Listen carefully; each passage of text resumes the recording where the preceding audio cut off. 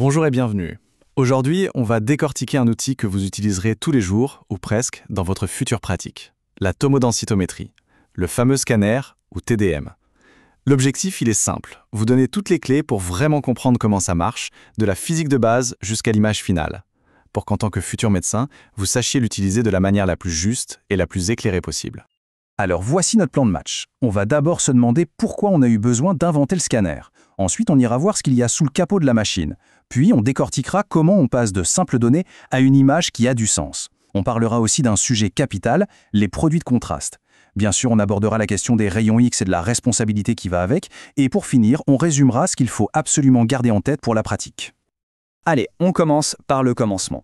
Pourquoi est-ce que la bonne vieille radiographie ne suffisait plus? Eh bien, tout part d'une limite fondamentale de la radio classique. Une technique qui, je le rappelle, date quand même de 1895. Une radio standard, c'est comme si on prenait tout le corps en 3D et qu'on l'aplatissait sur une image en 2D. Le problème, tout se superpose.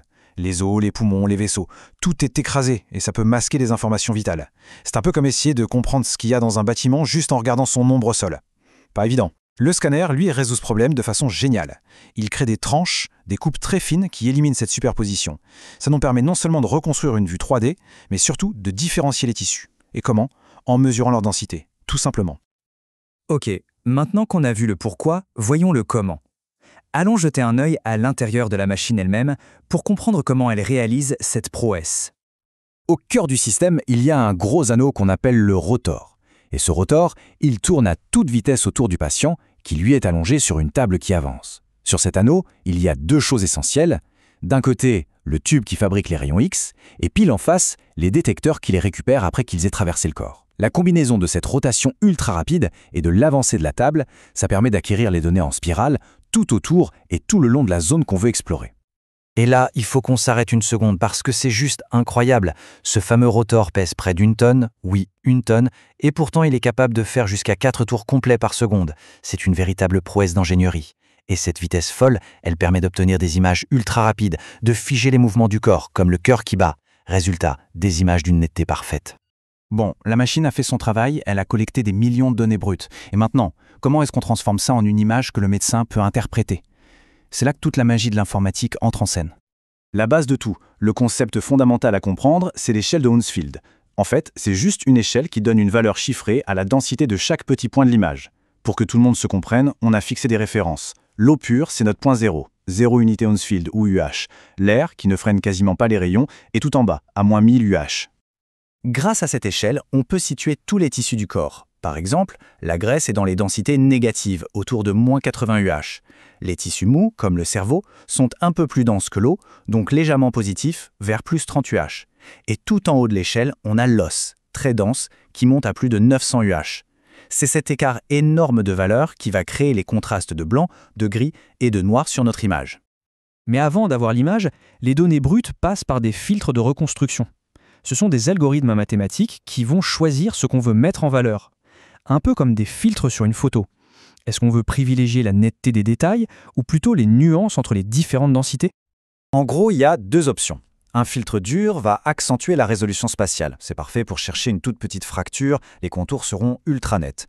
Le petit bémol, c'est que l'image aura un aspect un peu plus granuleux, ce qu'on appelle du bruit. A l'inverse, un filtre mou va lisser l'image, réduire ce bruit et améliorer le contraste entre les tissus mous. C'est l'idéal pour analyser le cerveau ou les organes du thorax, même si on perd un tout petit peu en netteté sur les contours. Alors là, on touche à un point essentiel. La machine, elle, peut calculer des milliers de nuances de gris. Le problème, c'est notre œil, qui n'en distingue qu'une trentaine. La solution, le fenêtrage.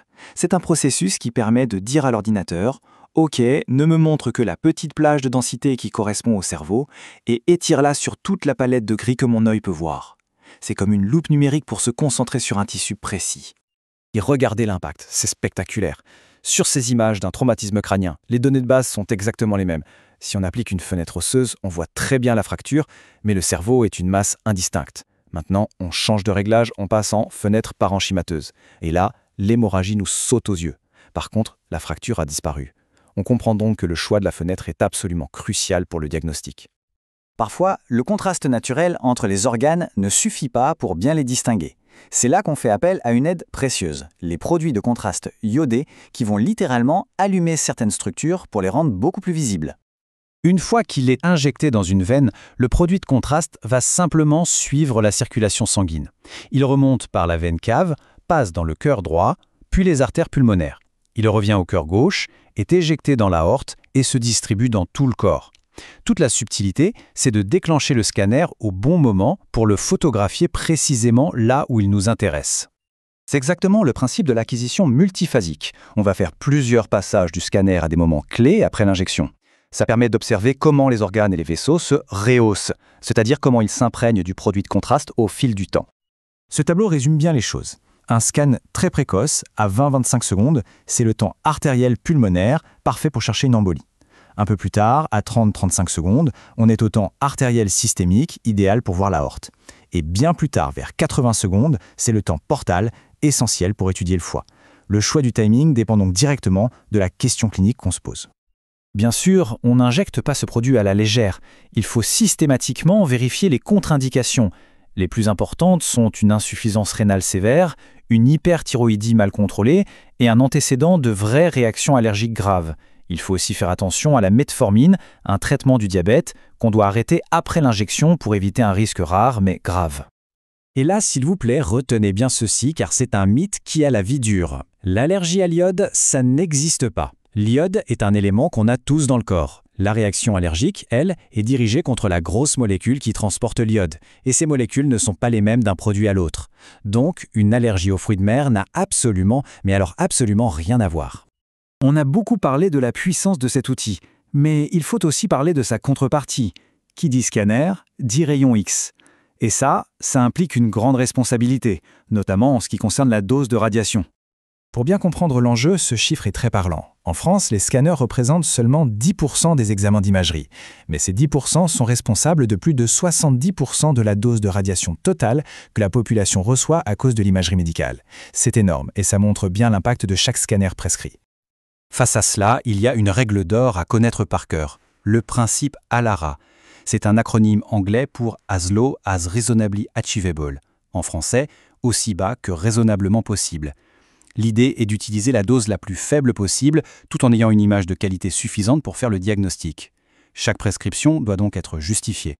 Bon, on arrive au bout. Pour résumer, qu'est-ce qu'on doit emporter avec nous de tout ça pour notre pratique de demain ? La TDM a révolutionné la médecine. C'est un outil incroyablement puissant, rapide, accessible. Mais cette puissance s'accompagne d'une immense responsabilité, celle de la prescription juste guidée par la clinique et de l'utilisation éclairée, en étant conscient des bénéfices mais aussi des risques. La question finale, elle se pose donc à chacun d'entre nous. Comment utiliser cet outil de manière à la fois efficace et responsable ? C'est la réponse à cette question qui fera toute la différence.